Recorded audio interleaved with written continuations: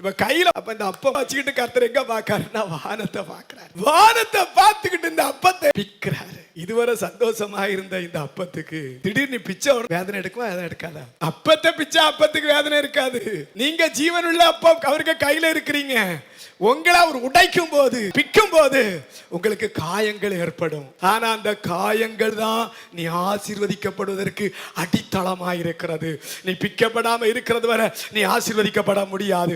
எப்ப கர்த்தர் உன்னை உடைக்கிறாரோ, எப்ப கர்த்தர் உன்னை பிக்கிறாரோ, நீ நினைச்சுக்க கர்த்தர் உன்னை ஆசீர்வதித்து உயர்த்த போகிறார். நீங்க உடைக்கப்படும் போது உடைக்கப்பட்டவரை பார்க்க, நான் உடைக்கப்பட என் கர்த்தர் என்னை பெருக பண்ணுவார், என்னை ஆசீர்வதிப்பார். நீ உடைக்கப்படுவது, நீ வேதனைப்படுவது கணவன் மூலமோ அல்லது மனைவி மூலமோ, அதை பிள்ளைகள் மூலமோ அல்லது வேலை ஸ்தலத்திலோ ஏதாவது ஒரு பகுதியில் உன்னை உடைக்கிறாருன்னு நினைச்சுக்க, கர்த்தர் அர்த்தால உன்னை உயர்த்த போறாரு, நீ ஆசீர்வதிக்கப்பட போகிறா என்பதுதான் அதற்கு அடையாளம்.